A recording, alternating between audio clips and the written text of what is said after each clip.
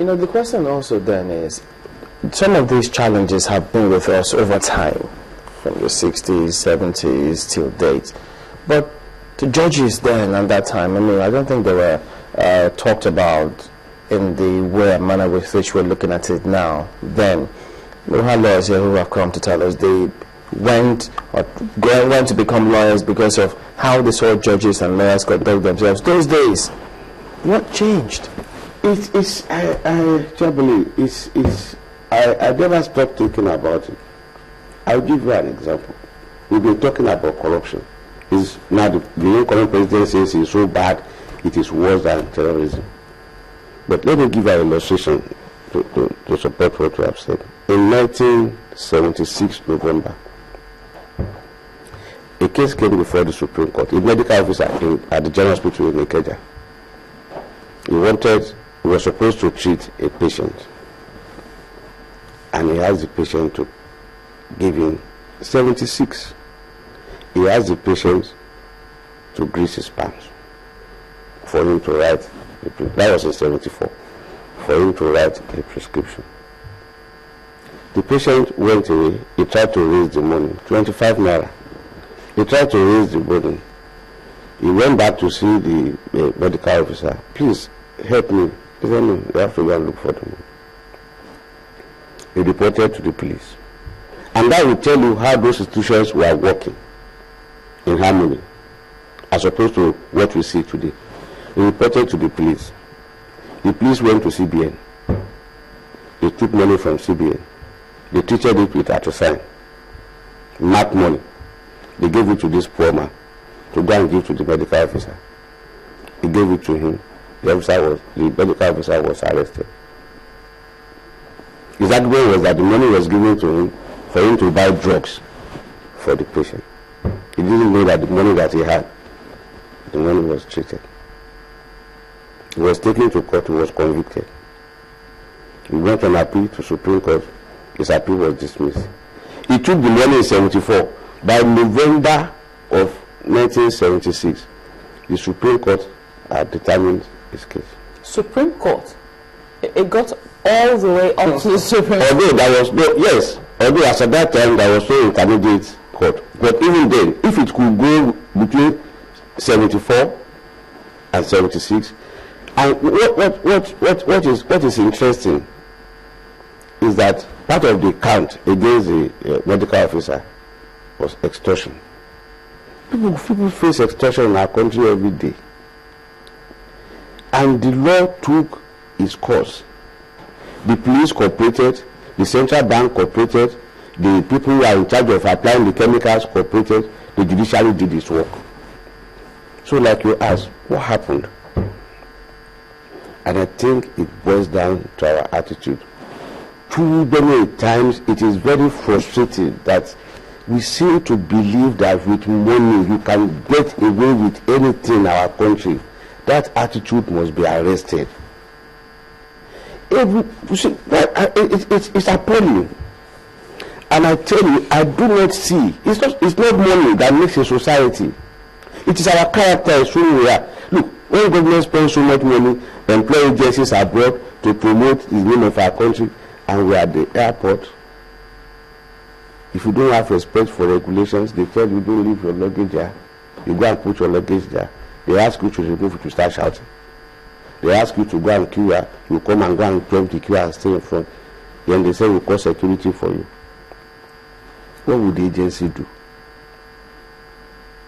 What would the agency that we have employed to promote our image? So and yes, sometimes we find out that some people, they claim that back at home, they keep telling you can't talk to me, you are not up to my guard at home, you are asking me to go and put my back. He has that thing at the back of his mind. Everything that he's thinking about is his pocket, his pocket, his pocket. And we will destroy the society if we don't change. It is this attitude. The Waste report emphasized it. Even the incoming president said, look, if this thing doesn't change, nothing will work.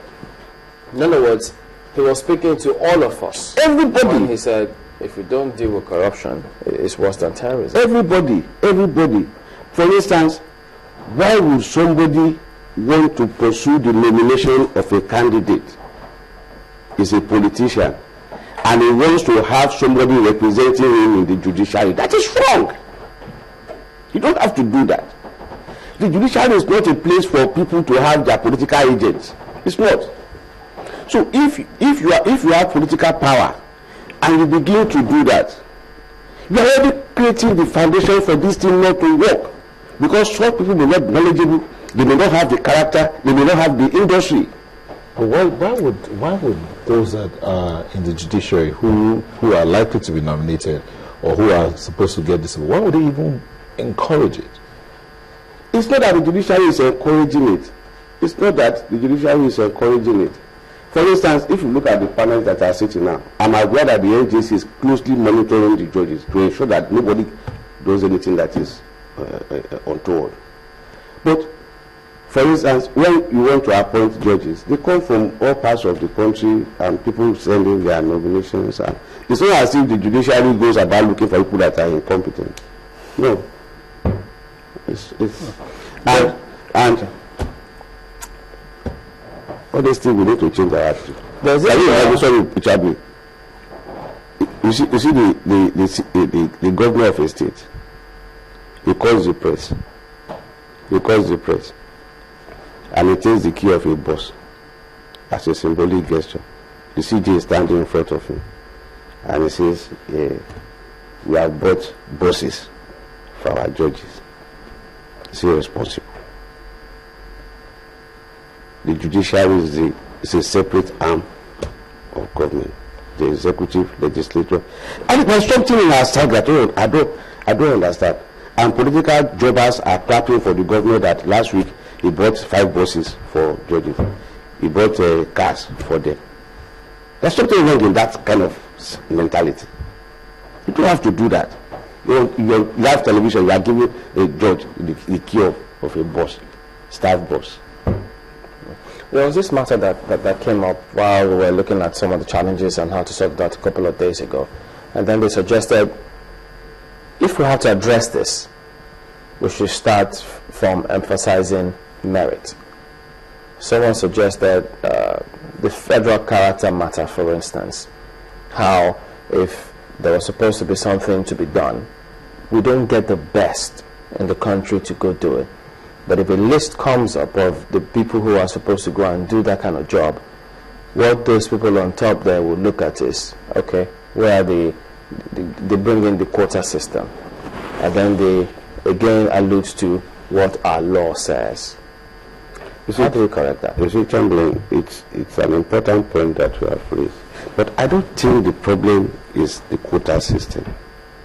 It's the operation of it. Why do we have quota system? It's because of the nature of our federation. There is even imbalance in the level of education across our country. The level of education differs from place to place.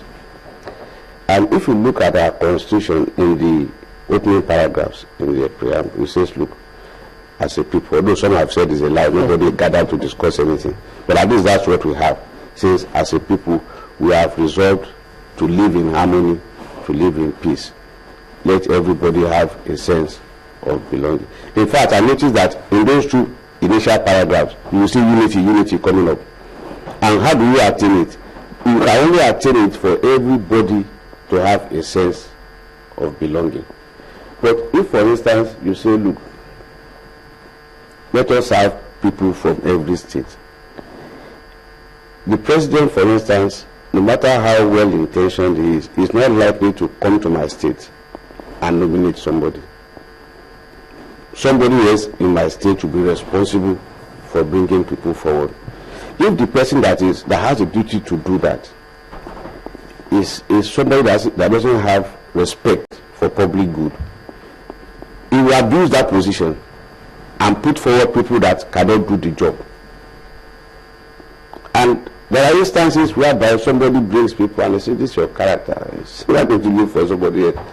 He said, you know, that area they've not been able to participate in government. In fact, if we don't allow them to go now, my state, there might be security problem, although it might be lying.